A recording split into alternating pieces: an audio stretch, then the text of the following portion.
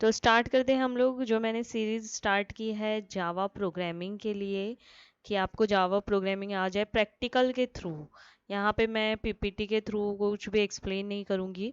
मैं प्रैक्टिकल के थ्रू आपको एक्सप्लेन करूँगी। कोई भी टर्म, कोई भी जैसे फॉर लूप हो गया, फंक्शंस हो गए, एरेज हो गए, तो वो सारे मैं प्रैक्टिकल के थ्रू तुम लोग एक्सप्लेन करूँगी कि वो तुम लोगों को ईजिली याद भी हो जाए, और इंटरव्यू में भी तुम लोगों को वो पर्टिकुलर चीज़ आंसर देने में इजी हो जाए।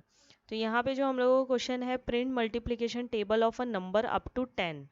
तो हम लोगों को क्या करना है, मल्टीप्लिकेशन टेबल जो है, टेबल जो होता है जैसे कि 4 का टेबल, यूज़र ने एंटर किया नंबर 4, तो 4 का टेबल क्या होगा, 4 8 12 16, है ना, कहाँ तक के, 10 तक के प्रिंट करना है अपने को। तो ये क्या हो गया, मल्टीप्लिकेशन टेबल। अभी यहाँ पे क्या बोला है कि हम लोगों को अप टू 10 तक के चाहिए, जितना भी हम लोगों को एग्जाम में या फिर अगर आप इंटरव्यू में जाते हो वहाँ पे क्वेश्चन दिया है, तो वो पर्टिकुलर आप देख लो कि नंबर कहाँ तक के दिए।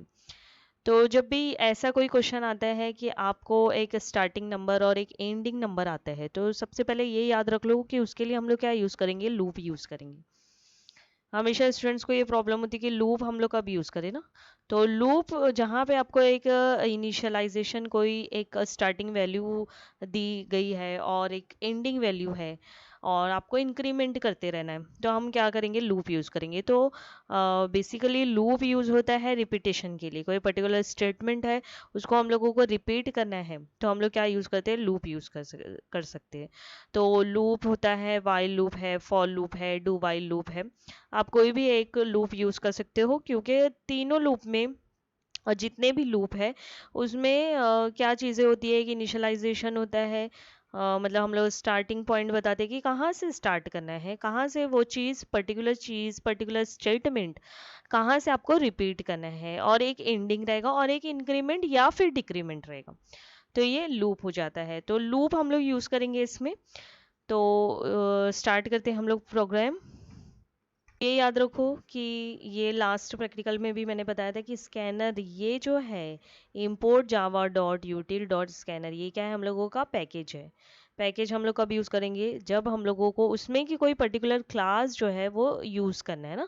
तो इसमें कि हम लोगों को कौन सी क्लास यूज़ करना है, स्कैनर। स्कैनर हम लोग कब यूज़ करते हैं, जब भी यूज़र से हम लोग कुछ एक्सेप्ट करना है, तो हम लोगों को एक्सेप्ट करना है, यूज़र बताएगा कि कौन से नंबर को उसका मल्टीप्लिकेशन चाहिए, यूज़र बताएगा ना। तो इसलिए फिर हम लोग क्या कर रहे हैं, उसे नंबर एक्सेप्ट करें, इसीलिए यहाँ पे हम लोगों ने पैकेज क्या कर दिया है, इंपोर्ट कर दिया है। क्लास का नेम दे दिया है मल्टीप्लिकेशन। अब हमेशा बताती हूँ मैं कि क्लास का जो भी नेम रहेगा, जब आप सेव करोगे तो वही क्लास का नेम दोगे, फाइल का नेम दोगे। अब यहाँ पे हम लोगों ने स्कैनर इन वेरिएबल का नाम, और you can say a reference name, और you can say object name, क्योंकि स्कैनर क्या है, मेरा क्लास है ना, तो ऑब्जेक्ट यहाँ पे क्रिएट करते हैं। तो नेम दे दिया इन, कोई भी नेम दे सकते हो हम लोग। अब यहाँ पे system dot out dot print, मतलब स्क्रीन पे लिखा आएगा इनपुट अ नंबर। तो जो भी यूजर नंबर एंटर करेगा, तो हम लोग क्या करेंगे, उसको इंटीजर में कन्वर्ट करेंगे, यहाँ पे नेक्स्ट इंट, और उसको सेव कर देंगे num1 में। ओके, तो हम लोगों का जो नंबर है, यूजर ने जो नंबर एंटर किया है, वो जाके सेव हो गया कौन से वेरिएबल में, num1 में। ओके, अब यहाँ पे मैं तुम लोगों को एक लॉजिक बता देती हूँ मल्टीप्लिकेशन टेबल की। कि देखो, जो जब यूज़र नंबर एंटर करेगा, सपोज 2, तो क्या आना चाहिए, 2 4 6 8 10, ऐसे आना चाहिए ना। ये मल्टीप्लिकेशन टेबल है। तो अब आप याद रखो कि 2 के बाद 4 कैसे आता है ना, ये याद रखो। तो 2 इंटू 1 इक्वल टू 2, है ना। और यहाँ पे मैं देखा जाए, अगर यहाँ पे देखा जाए, तो 2 इंटू 2 इक्वल टू 4। अब यहाँ पे 2 into 3 equal to 6, 2 into 4 equal to 8, 2 into 5 equal to 10। ऐसे कहाँ तक ही जाएगा, वो 10 तक ही जाएगा। तो अगर मैं यहाँ पे देखूँ तो नंबर क्या है, सब में तो सेम रहेगा, जो भी यूज़र नंबर एंटर करेगा। और यहाँ पे देखो क्या हो रहा है, यहाँ पे हो रहा है कि 1 2 3 4 5 कहाँ तक के जाना है मुझे, 10 तक के। तो मुझे जो है काउंटर वेरिएबल मुझे वो मिल गया कि मैं क्या करूँगी, आई को या कोई भी वेरिएबल जो जो मैं फॉर लूप में या वाइल लूप में यूज़ करी हूँ उसको क्या करूँगी, स्टार्ट करूँगी 1 से लेके और कहाँ तक के जाना है अपने को, 10 तक, है ना। तो इसलिए ये लूप हम लोग यूज कर लिए। For I equal to 0, I less than 10, I plus plus, हो गया हम लोगों का काम। अभी नेक्स्ट नेक्स्ट हम लोगों को क्या करना है, नंबर और जो हम लोगों का आई है, आई में और क्या स्टोर करें हम लोग, 1 to 10। तो वो स्टोर करने के बाद हम लोग क्या करेंगे, उसको मल्टीप्लाई कर देंगे। ठीक है, मल्टीप्लाई करेंगे तो क्या हो जाएगा, हम लोगों का आंसर आ जाएगा। तो हम लोग इसमें ये भी कर सकते थे कि ये मल्टीप्लाई करने के बाद एक वेरिएबल में सेव करेंगे और वो वेरिएबल डायरेक्टली हम लोग स्क्रीन पे प्रिंट करेंगे। या फिर आप ऐसे कर सकते हो कि जो num1 है इंटू i+1। अब ये i+1 क्यों लिख दिया है, क्योंकि i इक्वल टू 0 की है। अभी i इक्वल टू 1 अगर आप करते हो तो यहाँ पे आप क्या दो, num इंटू आई दो। ठीक है, उसमें हो जाएगा। अब यहाँ पे देखो ये मेन चीज आप ये ध्यान दो, इसमें हम लोग थोड़ी मिस्टेक हो जाती है स्टूडेंट से। ये जो num1 है ये क्या होगा, इसका वैल्यू प्रिंट होगा। कभी भी डबल कोट्स के बाहर देते हो इसका मतलब होता है कि वो मैसेज नहीं होता है। डबल कोट्स में नहीं है ना, विदाउट डबल कोट्स है, मतलब क्या होता है, उसका वैल्यू प्रिंट करना है। सिस्टम क्या करेगा, उसका वैल्यू प्रिंट करेगा। उसके बाद स्ट्रिंग, ये अब एज इट इज ये प्रिंट करेगा, ये इनटू हो गया। हाँ, फिर उसके बाद ये i+1 ये क्या प्रिंट करेगा, ये देखो ऐसे प्रिंट होगा स्क्रीन पे, 2 × 1 = 2, 2 × 2 = 4। तो इसके लिए हम लोगों ने ये लिखा है। अदरवाइज सिर्फ अगर आप ये लिखते हो num इंटू i+1 तो भी आपका एग्जीक्यूट होगा। ठीक है, ये क्या फॉर्मेटिंग के लिए कि आपको स्क्रीन पे कैसे डिस्प्ले करना है, तो हम लोग चेंजेस करके मैं आपको बताते जाऊंगी तो आपको और इजीली समझ में आएगा। तो यही प्रोग्राम मैं आपको विजुअल कोड में एग्जीक्यूट करके बताती हूँ, आप आउटपुट देखो इसको। मैं इसको सेव कैसे करूँगी, क्लास के नाम से सेव करूँगी इसको। एग्जीक्यूट करते हैं हम लोग इसको।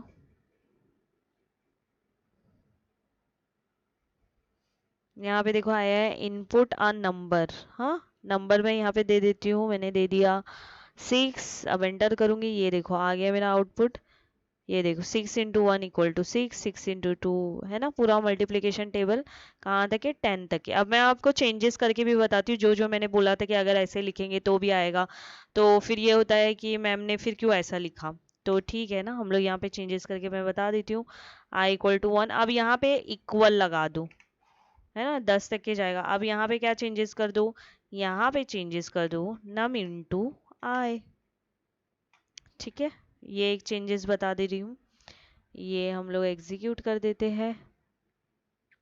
इनपुट अ नंबर, मैंने नंबर दे दिया यहाँ पे 4, सॉरी यहाँ पे नंबर दे दिया मैंने 4। एंटर प्रेस करती हूँ, ये देखो आया, वही आंसर आया, है ना। अब और क्या चेंजेस मैं बता देती हूँ, ये चेंजेस मैं बता देती हूँ कि ये सारी चीज़ें अगर मैं नहीं लिखती हूँ तो भी मेरा आउटपुट आएगा। मैंने ये सब बताया था ना कि ये नहीं लिखेंगे तो भी चलेगा, ये नहीं लिखेंगे तो भी चलेगा, लेकिन मैं आपको एग्जीक्यूट करके सारी चीज़ें बता देती हूँ। तो ये एग्जीक्यूट करती हूँ मैं। अब इनपुट अ नंबर पूछा तो मैंने नंबर दे दिया 5, ये देखो, है ना। तो ये फॉर्मेटिंग के लिए हम लोगों ने वो सारी चीज़ें लिखी थी। अब हम लोग ये क्या कर सकते हैं, num इंटू आई को भी एक वेरिएबल में मैं सेव करके उसको भी प्रिंट कर सकती हूँ। चलो वो भी बता देती हूँ मैं यहाँ पे। तो मैं यहाँ पे क्या करती हूँ, एक वेरिएबल ले लेती हूँ, यहाँ पे दे देती हूँ इंट, सपोज दे दिया मैंने s, और इक्वल टू, तो मैं ये क्या करूँगी, ये जो है ना इसको मैं यहाँ पे, हाँ, और यहाँ पे हम लोग क्या प्रिंट करेंगे, यहाँ पे हम लोग प्रिंट करेंगे s।